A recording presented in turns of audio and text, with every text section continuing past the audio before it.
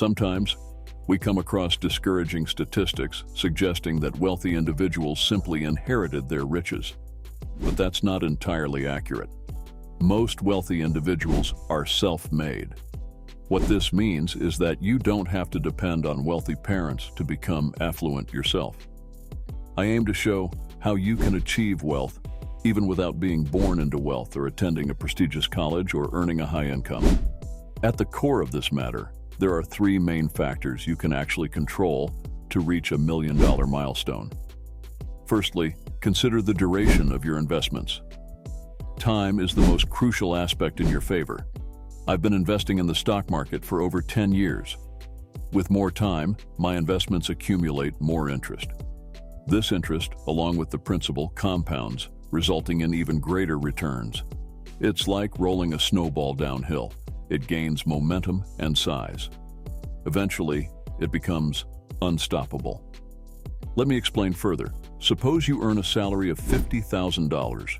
If you invest 15% of your gross income, which amounts to $7,500 annually, and you invest for 30 years, you'll accumulate about $750,000. However, if you stretch the investment period by just 4 more years, you'll surpass $1 million, and the growth accelerates further from there. Do you notice that the substantial gains come towards the end, not the beginning? Also, keep in mind that I'm not assuming any salary increases, which are highly likely. I'm not assuming marriage, which usually leads to a higher household income and consequently more investment capacity. This is a very conservative estimate. You can verify it yourself if you intend to know more. What is the lesson here? Don't delay investing. In fact, every day you postpone investing, you lose a significant amount of money because time and compounding work in your favor. Now that you understand that time is your initial factor for accumulating wealth, what's another factor you can manipulate to accelerate your journey to affluence? Well, that leads me to the second factor, the amount you invest. If you invest $425 monthly, or roughly $14 daily, starting at age 25, you'll comfortably amass $1 million by age 65. Consider the math. In 40 years, with a modest 1% management fee, assuming a 7% return, you'd exceed $1 million. This is very straightforward. When I share this with people, their immediate reaction is, "Oh my goodness, I need to invest $400 monthly until I'm 65. Where can I get that $400? 25-year-olds don't have $400. I respond, are we focusing on what's feasible or what's not? Because personally, I prefer to approach life with a focus on what's feasible, not what isn't. If you're inclined to find 1,000 reasons why something won't work, guess what? You're correct, it won't work. I can't be of help. However, if you're eager to learn how it works, I'm presenting you with one method to achieve affluence faster, which is by increasing the amount you invest. Now, one of the simplest ways to accomplish this is by gradually increasing your investment rate by 1% annually. For instance, if you initially allocate 5% of your income, set a rule for yourself. The following year, increase it to 6%, then 7%, and raise it by 1% each year. This single decision alone could yield you hundreds of thousands of dollars more than all the latest you'll ever purchase in your lifetime. Additionally, note that, since it's a percentage, as your income rises, so does your investment. It's an excellent principle to incorporate into your financial life. Naturally, there are numerous other methods to increase your investments. You can keep your housing and transportation expenses minimal to free up more funds for investment. When married, both partners can contribute to investments. You can negotiate your salary and allocate 80% of any increase to investments, reserving the remaining 20% for enjoyment. You can also generate additional income through a side business. This will just further increase the amount to save. If you have been following the video up to this point, that means you are committed to becoming a millionaire. If you believe that, type in the comment section, "I will be a millionaire." I will definitely read the comments and engage with you.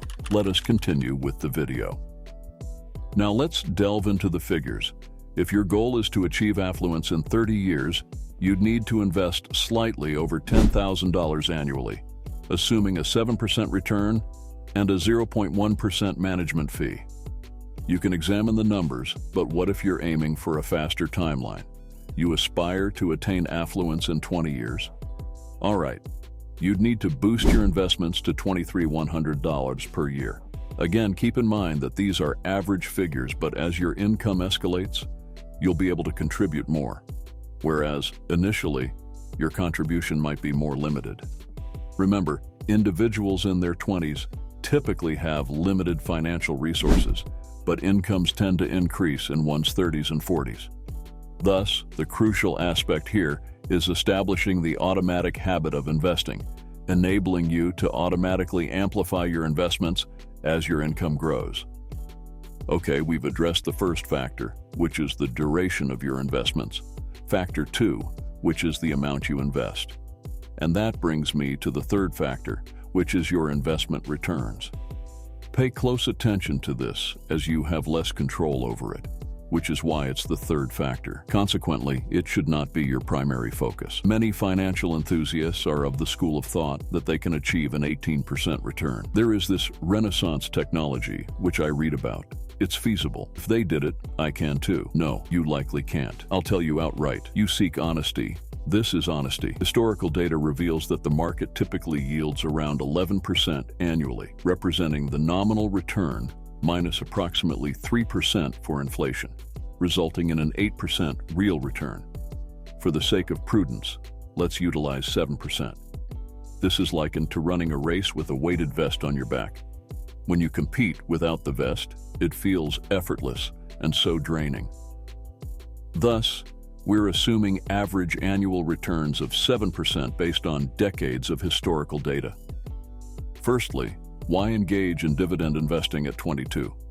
It's illogical. Secondly, these dividend enthusiasts delude themselves into expecting 20 to 25% returns. They reside in remote areas, claiming, "I'm a private equity investor." It's all about fake promises, but let's be candid. Those PE firms aren't interested in your $19,000 investment. Believe me. Dividend investors, drop-shipping devotees on TikTok, get real for once? I don't need a fabricated image of you on a counterfeit yacht. You rent a boat in California for $100, plaster it with the touring company's name and exclaim, "Look at me, I'm on my yacht." Your deception is pathetic. You need to do better. The fact is, you won't miraculously attain 15% returns, so don't bother. In fact, don't fret over altering your investment return assumptions. I personally adopt a 7% assumption. Nevertheless, one factor that can impact your investment returns is fees.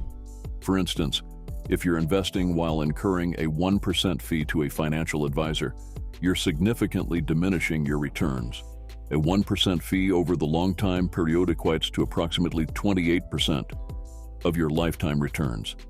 Essentially, you'll give up over 25% of your returns and fees.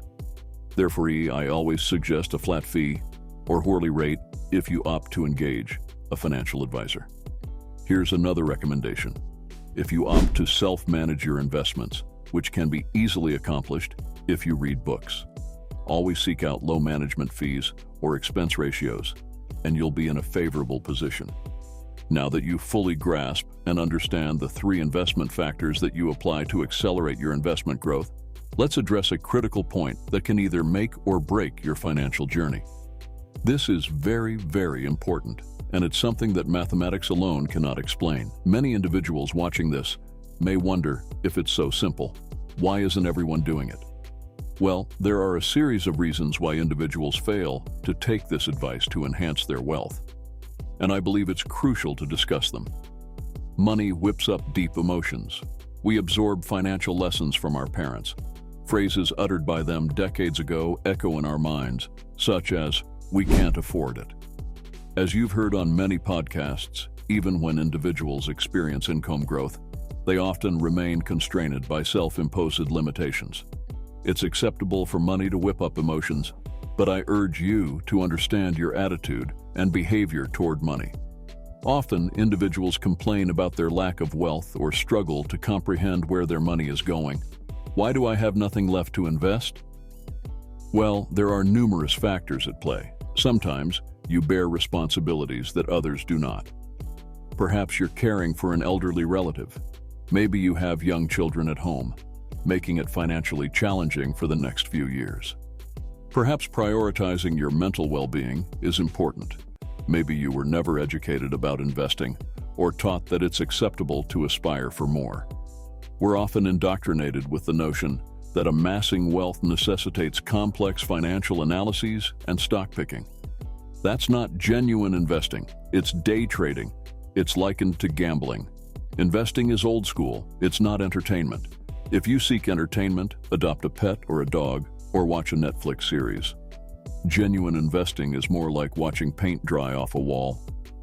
Thus, when I realized I had made so many dollars, or even more, I didn't experience excitement in my mind, but I did in my heart, when I could be exceptionally generous by helping people, when I could acquire something I genuinely cherish, when I could embark on a journey with loved ones and enjoy a genuine moment of fun. That's when money holds significance to me and many others. So, I hope this video serves as a guide on your journey to crafting your enriched life.